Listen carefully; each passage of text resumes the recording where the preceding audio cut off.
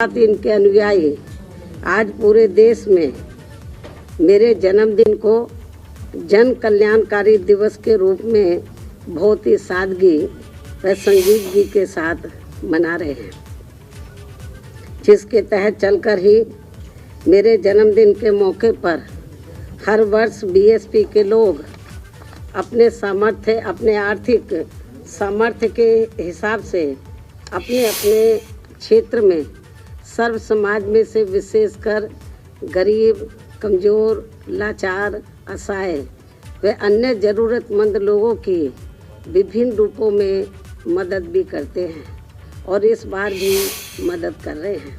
और इस संदर्भ में मैं ये भी कहना चाहती हूँ कि खासकर कोरोना महामारी के दौरान परिवार में जिन कमाने वालों की मृत्यु हो गई है और उनके पीछे दुखी व पीड़ित चल रहे परिवारों की सरकारी मदद के अभाव में अब हालत काफ़ी ज़्यादा खराब हो गई है, तो उनकी भी पार्टी के लोग पिछले वर्ष की तरह इस वर्ष भी विभिन्न रूपों में काफ़ी मदद कर रहे हैं।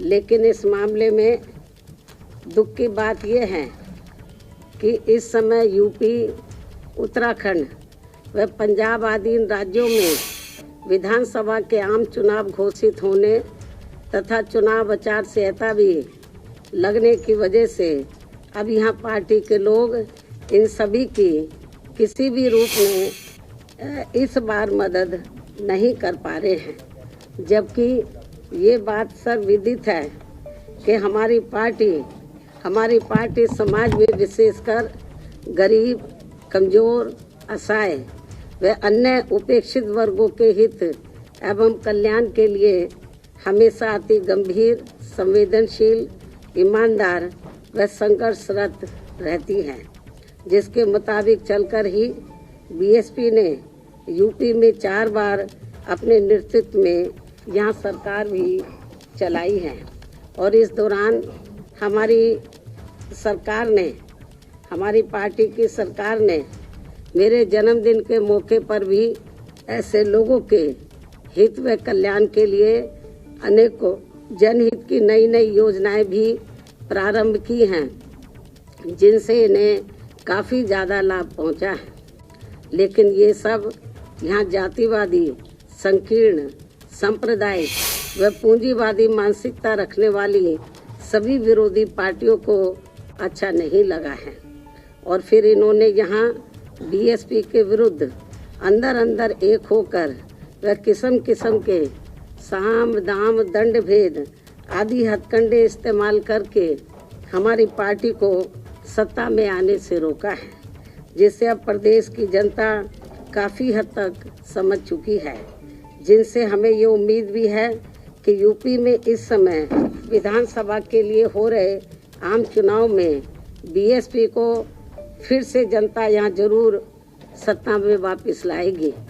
और मैं भी उन्हें ये विश्वास दिलाना चाहती हूँ कि इस बार सत्ता में आने के बाद हमारी पार्टी अपने पूर्व के रहे शासनकाल की तरह ही फिर से यहाँ हर मामले में व हर स्तर पर अपनी सर्वजन हिताय व सर्वजन सुखाय की नीतियों पर आधारित ही सरकार चलाएगी। और इस संबंध में यहाँ मैं ये भी कहना चाहूँगी कि मैंने कुछ महीने पूर्व दिनांक 7 सितंबर को बीएसपी के प्रबुद्ध वर्ग के हुए सम्मेलन में इनकी सुरक्षा, सम्मान व तरक्की आदि को लेकर तथा इसके बाद 9 अक्टूबर सन 2021 को बीएसपी के जन्मदाता एवं संस्थापक मान्यवर श्री कांशीराम जी की पुण्यतिथि के मौके पर भी लाखों की संख्या में लखनऊ में आए हुए लोगों को संबोधित करते हुए प्रदेश की बिगड़ी हुई कानून व्यवस्था को सुधारने तथा यहाँ दलितों, आदिवासियों, पिछड़े वर्गों, मुस्लिम व अन्य धार्मिक अल्पसंख्यक समाज के लोगों के साथ साथ गरीबों, मजदूरों, बेरोजगारों, नौजवानों, किसानों, व्यापारियों, कर्मचारियों व अन्य विभिन्न क्षेत्रों में लगे लोगों के एवं छात्रों, युवाओं, महिलाओं, बुजुर्गों आदि के हित व कल्याण आदि के संबंध में जो कुछ भी जरूरी बातें कही हैं, तो उन पर फिर हमारी पार्टी की सरकार बनने पर पूरी ईमानदारी व निष्ठा से अमल किया जाएगा। वैसे भी आज देश की असली चिंता परम पूज्य बाबा साहब डॉक्टर भीमराव अंबेडकर के मानवतावादी संविधान के हिसाब से चलकर देश की करोड़ों जनता को गरीबी, बेरोजगारी, महंगाई व तनावपूर्ण हिंसक वातावरण की दुर्दशा से निकालकर उन्हें कानून द्वारा, कानून के राज के माध्यम से सुख, शांति व स्थिरता पहुंचाने की है, जिसके अभाव में उनका जीवन काफी त्रस्त हो रहा है और ये लोग फिर से गुलाम व लाचार बनते जा रहे हैं। और अब केवल यूपी को ही नहीं बल्कि पूरे देश को भी ये यकीन हो चला है कि यहाँ उत्तर प्रदेश, उत्तराखंड व पंजाब आदि राज्यों में हो रहे विधानसभा चुनावों के परिणाम आने के बाद देश में परिस्थिति जरूर बदलेगी और आम जनहित में कुछ जरूर बेहतर होगा। इस प्रकार काफ़ी लंबी प्रतीक्षा के बाद अब नया साल सन 2022 यहाँ उम्मीदों की ऐसी नई किरण लेकर आ रहा है जिससे आम जनहित का भला होने की काफ़ी प्रबल उम्मीद भी है। इस विश्वास के साथ ही अब मैं हर वर्ष की तरह इस वर्ष भी अपने जन्मदिन के शुभ अवसर पर मेरे खुद के द्वारा लिखित पुस्तक मेरे संघर्षमय जीवन एवं बीएसपी मूवमेंट का सफरनामा का हिंदी व अंग्रेजी संस्करण का भी जो मुख्य तौर पर एक वर्ष के दौरान का पार्टी व मूवमेंट के कार्यकलापों व संघर्षों आदि का साफ सुथरा लेखा जोखा होता है, उसे आज जारी किया जाता है। इसलिए ये पुस्तक खासकर वर्तमान में युवा पीढ़ी व आगे आने वाली पीढ़ी के लिए भी काफ़ी प्रेरणादायक साबित होगी, ताकि मान्यवर श्री कांशीराम जी के नेतृत्व में उनकी त्याग, तपस्या व कठोर मेहनत से बनी बीएसपी की अम्बेडकरवादी व मानवतावादी मूवमेंट हमेशा आगे ही बढ़ती रहे और फिर उनकी ये मूवमेंट कभी भी आगे न रुके।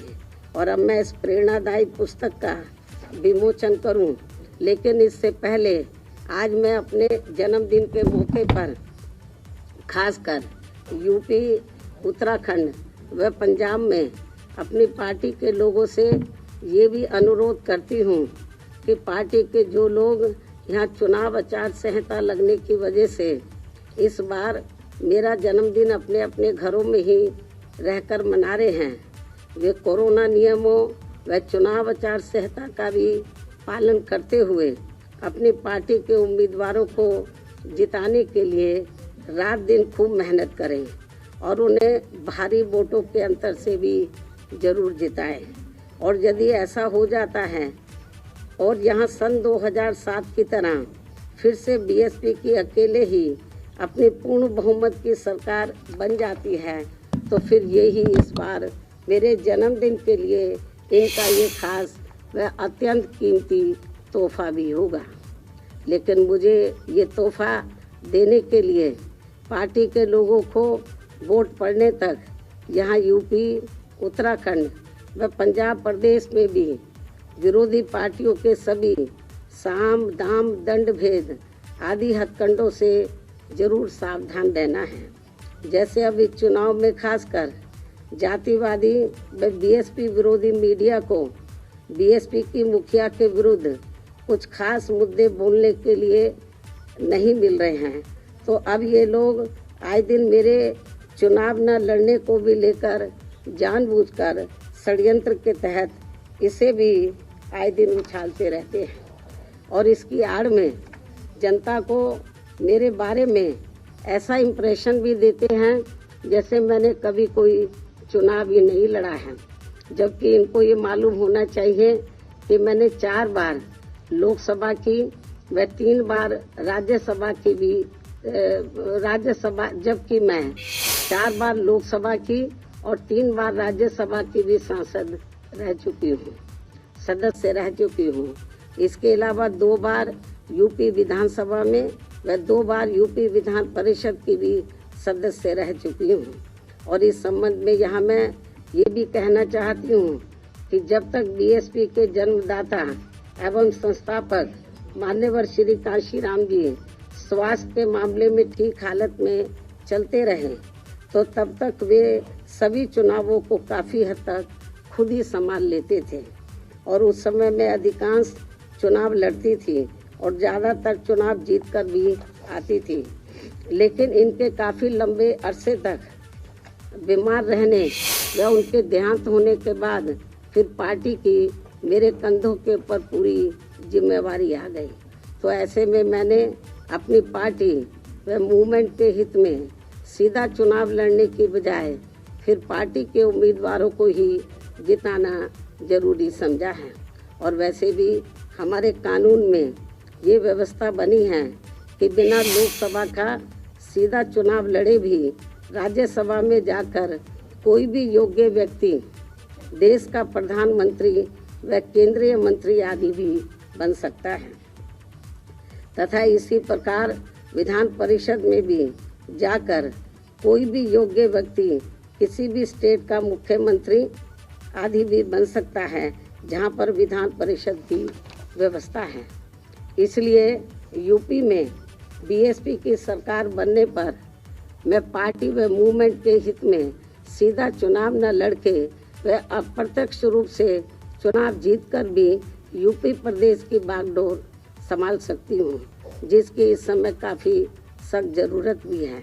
इसके अलावा खिसियानी बिल्ली खंबा नोचे की तरह विरोधी पार्टियां व जातिवादी मीडिया भी मेरे क्षेत्र में न जाने को भी लेकर आए दिन किस्म किस्म की तथ्यहीन व बेबुनियादी बातें करते रहते हैं, जिसका जवाब मैं 1 जनवरी को मीडिया को भी दे चुकी हूँ। उसे मैं फिर से दोहराना नहीं चाहती हूँ।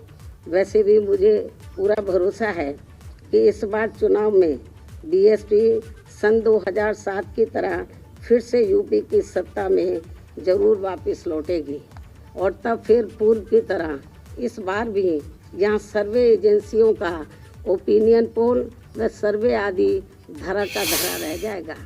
इतना ही नहीं बल्कि अब यहाँ आकाश आनंद को भी चुनाव लड़ने या ना लड़ने की भी बातें करते रहते हैं, जबकि अभी वह राजनीति में धीरे धीरे अपने आप को काफ़ी तैयार व परिपक्व भी कर रहा है। और इसके साथ ही मेरे चुनावी राज्यों में ज़्यादा व्यस्त होने की वजह से अब वह मेरे दिशा निर्देशन में उन राज्यों में जहां चुनाव नहीं हो रहे हैं वहां पार्टी के जनाधार को भी बढ़ाने में पूरे जी जान से लगा है। और फिर उचित समय पर ही इनको व पार्टी के अन्य नौजवानों को भी सीधा व अप्रत्यक्ष रूप में चुनाव लड़ने का भी मौका जरूर दिया जाएगा, जो ये सभी मेरे बीएसपी परिवार के ही लोग हैं। लेकिन इसे भी मेरे से सीधा जोड़ लिया जाता है, जबकि मीडिया व पूरे जगत को ये मालूम है कि मेरा अपना खुद का कोई निजी परिवार नहीं है, बल्कि मेरा पूरे देश में केवल गरीब, दलित, शोषित, पिछड़ा व उपेक्षित समाज ही मेरा ये बहुत बड़ा परिवार, बहुत बड़ा व विशाल परिवार है। और इस परिवार में आकाश आनंद की तरह पूरे देश में करोड़ों भाइयों के लड़के व लड़कियां भी मेरे भतीजे व भतीजियां हैं, जिनके माँ बाप शुरू से ही मुझे पूरे आदर सम्मान से आदरणीय बहन जी ही कहकर पुकारते हैं। और अब उनके बच्चे भी बड़े होकर मुझे ज़्यादातर बहन जी ही कहकर पुकारते हैं, जिनको भी राजनीति में आगे बढ़ने का पूरा मौका जरूर दिया जा रहा है। लेकिन इसे भी मीडिया में अधिकांश व्यंग्य तरीके से ही दर्शाया जाता है। ये सब इनकी जातिवादी मानसिकता नहीं है तो और क्या है, जबकि ऐसा करके ये लोग हमारे नौजवानों में और ज़्यादा जोश पैदा कर रहे हैं। इसलिए ये सब करने से इनको कुछ भी राजनीतिक लाभ मिलने वाला नहीं है।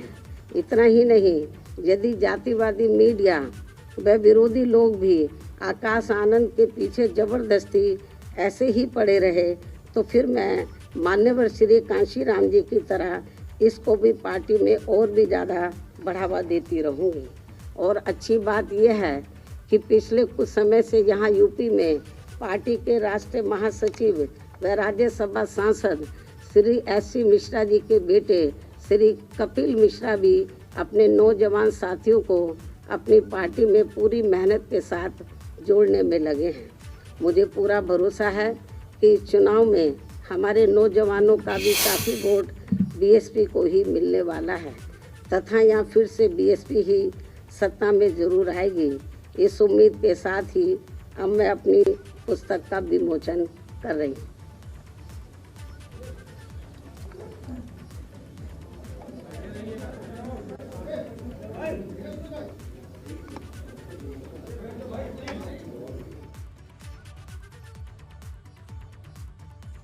यहाँ पर सरकार पर उन्होंने हमला किया और साथ ही साथ आकाश आनंद को लेकर भी उन्होंने अपनी बात रखी और उन्होंने कहा कि टारगेट किया जाता है और जितना टारगेट किया जाएगा उनका कद पार्टी में उतना मैं ऊंचा करूंगी। कांशीराम ने जिस तरीके से मायावती को बढ़ावा दिया उसका जिक्र वो कर रही थी और साथ ही साथ चुनाव आचार संहिता को लेकर भी उन्होंने अपनी बात रखी और कहा कि सादगी से अपना जन्मदिन मैं मना रही हूँ। पुस्तक का विमोचन भी आज वो कर रही हैं और ये देखिए ये तस्वीरें आपको दिखा रहे हैं प्रेस कॉन्फ्रेंस की जहां अपने पुस्तक का विमोचन मायावती कर रही हैं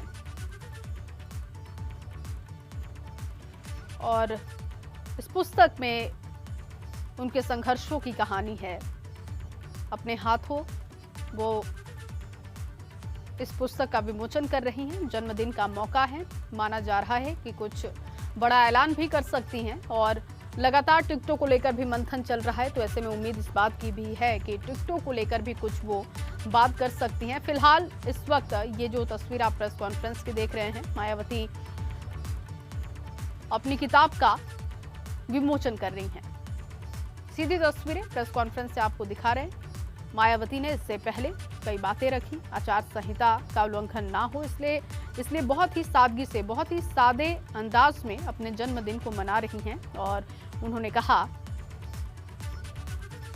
कि पार्टी अपनी रणनीति से काम कर रही है और जो लोग टारगेट करते हैं बीएसपी को, उन लोगों को एक बार फिर से उन्होंने उन पर हमला किया। उन पर यह भी कहा कि जिस तरीके से विधानसभा चुनाव नजदीक आ रहा है, मेरे चुनाव लड़ने को लेकर भी कई तरीके की बातें होती हैं।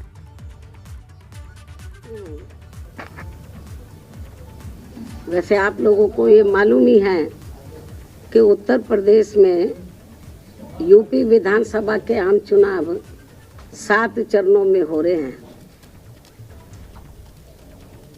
और पहले चरण में 58 विधानसभा की सीटों पर विधानसभा का आम चुनाव हो रहा है और बीएसपी ने पहले चरण की जो 58 विधानसभा की सीटें हैं तो उनमें से 53 विधानसभा की सीटों पर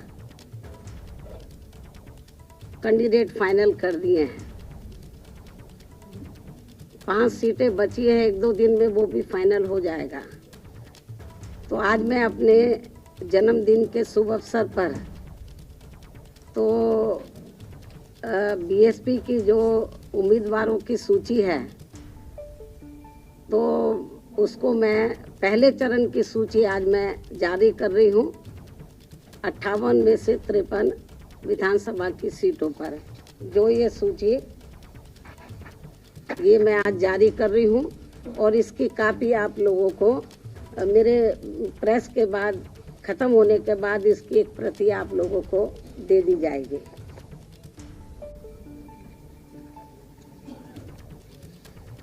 और अब मैं अंत में सभी मीडिया बंधुओं से मेरे जन्मदिन का केक व जलपान आदि लेने का भी विशेष आग्रह करती हूँ। साथ ही अपनी बात भी यही समाप्त करती हूँ, किंतु इससे पहले यदि आप लोग मुझसे कुछ सवाल पूछना चाहते हैं तो एक एक करके पूछ सकते हैं, लेकिन आप सभी के एक सवाल का मैं खुद ही आपको जवाब दे देती हूँ। देश में चुनाव के नज़दीक जिस प्रकार से स्वार्थी किस्म के लोगों का दल बदल करने का सिलसिला शुरू हो जाता है, तो इसे खास ध्यान में रखकर अब दल बदल कानून को काफ़ी सख्त बनाने की ज़रूरत है, क्योंकि इससे हमारे लोकतंत्र पर भी काफ़ी बुरा प्रभाव पड़ रहा है। इसके अलावा जो दल बदलू नेता व सपा के साथ गठबंधन करके चुनाव लड़ने वाली पार्टियां ये कह रही हैं कि ये पार्टी यानी कि Samajwadi party SC ST OBC और MC यानी कि माइनॉरिटीज़ कम्युनिटीज़ वर्गों के हितों की व इनके संतों, गुरुओं व महापुरुषों आदि को भी सम्मान करने वाली पार्टी है, तो इसमें रत्ती भर भी सच्चाई नहीं है। जैसे आपने देखा होगा कि कुछ नेता लोग दल बदलू बहुत चीख चीख के बोल रहे थे कि ये समाजवादी पार्टी के साथ साथ अम्बेडकरवादी पार्टी भी है, ये है वो है। आप लोगों ने देखा होगा, मतलब वो चिल्ला चिल्ला के बोल रहे थे। लेकिन जो ये कह रहे थे कि ये पार्टी समाजवादी पार्टी जो है ये समाजवादी के साथ साथ अम्बेडकरवादी भी है, SC ST OBC और विशेषकर माइनॉरिटीज़ के हितों की पार्टी है, लेकिन जिसमें रत्ती भर भी सच्चाई नहीं है। क्योंकि जिस समाजवादी पार्टी ने दलितों के सरकारी नौकरियों में पदोन्नति को लेकर लाए गए विधेयक को राज्यसभा में फाड़कर फेंक दिया था और इस विधेयक को पास नहीं होने दिया था, जो अभी तक भी लटका पड़ा है, तो ये भी इनको जानना चाहिए। तो ये कैसे दलित हितैषी पार्टी हो सकती है? साथ ही दलित समाज में जन्मे संतों, गुरुओं व महापुरुषों के नाम पर रखे गए जो कुछ जिलों के या जो कल्याणकारी योजनाएं हैं, जो भी हमने काम किए, तो उनका सपा ने हमेशा विरोध किया है। और इस संदर्भ में मैं आपको ये बताना चाहती हूँ, जब मेरी सरकार थी तो मेरी सरकार ने भदोई के नाम से नया जिला बनाया, आप लोगों को मालूम है। तो इसी पार्टी की सरकार ने, समाजवादी पार्टी की सरकार ने दलित समाज में जन्मे संत गुरु रविदास जी के नाम पर रखे गए नए भदोई जिले का नाम भी बदल दिया। ये पूर्वांचल के लोग अच्छे प्रकार से जानते हैं, और जिनको खास तौर से पूरा देश और यूपी में, खासकर पूरे यूपी में और पूर्वांचल में संत गुरु रविदास जी को बहुत आदर सम्मान देते हैं, उनकी बहुत कदर करते हैं, उनके बताए हुए रास्ते पर चलते हैं, उनकी वानियों पर अमल करते हैं। लेकिन दुख इस बात का है कि समाजवादी पार्टी की सरकार ने, मेरी सरकार ने इस भदोई के नाम से जो नया जिला बना, इसका नाम संत गुरु रविदास जी के नाम से रखा। लेकिन ये इतना दलित हितैषी है, इतना आदर सम्मान करता है कि सत्ता में आते ही उसने रविदास जी का जो नाम रखा था भदोई का, उसको बदल दिया। आप समझ सकते हैं। इतना ही नहीं, बल्कि इसी पार्टी ने अपने सत्ता में रहते हुए पिछड़े वर्ग में केवल अपने यादव समाज का ही अधिकांश ध्यान रखा है, बाकी पिछड़ी जातियों का नहीं। जबकि बीएसपी ने दलितों के साथ साथ यादव सहित सभी पिछड़ी जातियों का भी बराबर ध्यान रखा है, उनके विकास व उत्थान का।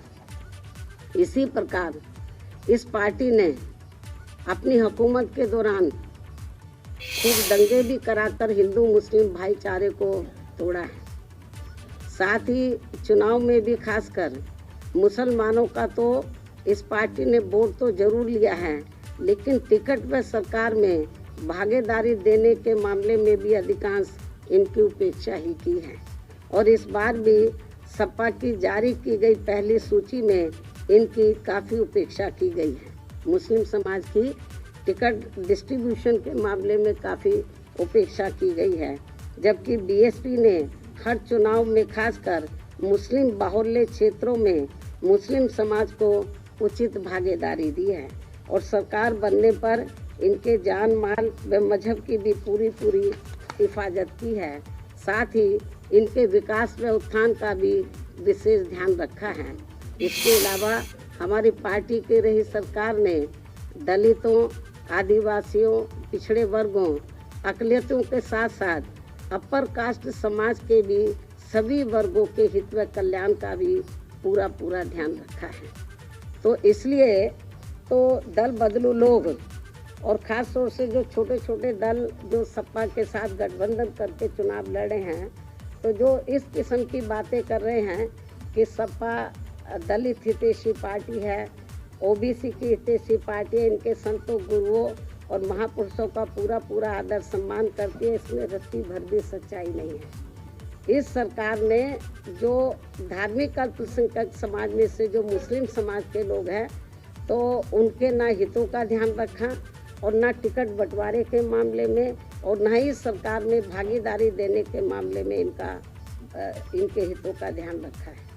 तो ये सब आप लोगों को मालूम है। आप ये सवाल पूछते तो मैंने पहले ही टुकड़ों में पूछते मैंने पूरा इसका जवाब आप लोगों को दे दिया। अब आप पूछिए, एक एक करके पूछो।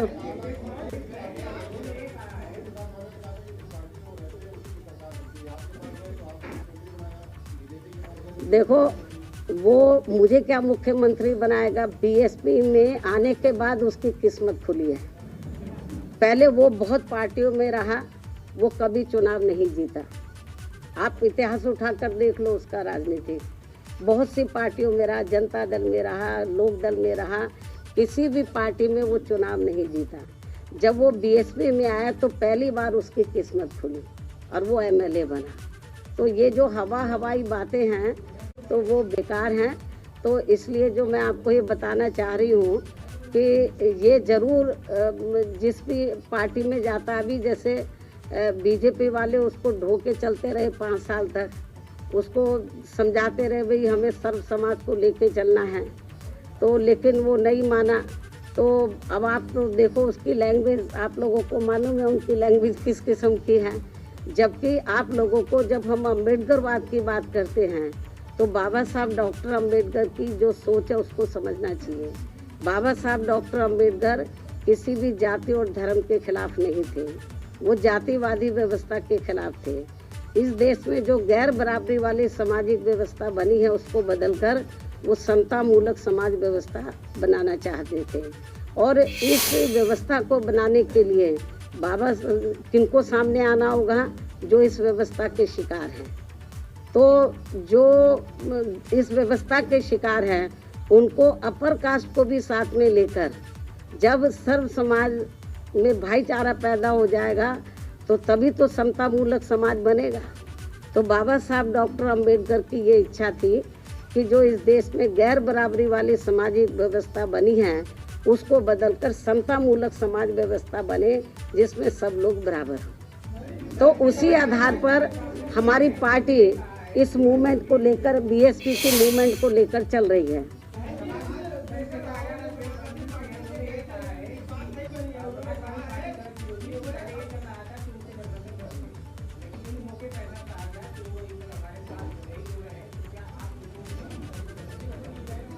इसका सवाल आप उसी से पूछे। हम किसी भी पार्टी से, तो मैं मीडिया बंधुओं को ये बताना चाह रही हूँ, हमारी पार्टी किसी भी पार्टी के साथ कोई गठबंधन नहीं कर रही है।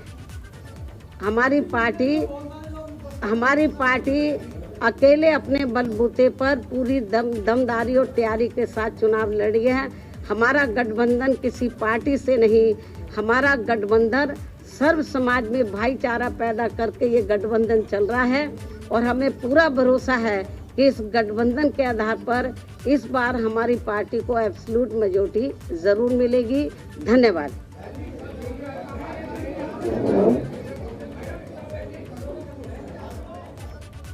तो देखिए, मायावती को आप सुन रहे थे। अपने जन्मदिन के मौके पर प्रेस कॉन्फ्रेंस करते हुए कई बातें उन्होंने रखी, पार्टी के मूवमेंट के बारे में, अपने काम और इस वक्त उनकी रणनीति क्या है चुनाव के लिए, इस पर भी उन्होंने फोकस किया। साथ ही साथ अपनी पुस्तक का भी विमोचन किया। अखिलेश यादव पर सवाल उठाए। समाजवादी पार्टी पर उन्होंने सवाल उठाए और कहा कि दलित और मुसलमानों का विरोधी अखिलेश यादव रहे हैं और अब अगर वो दलितों की बात करते हैं तो फिर ये बहुत ही खोखली बातें लगती हैं। और सपा के गठबंधन को लेकर मायावती ने हमला किया।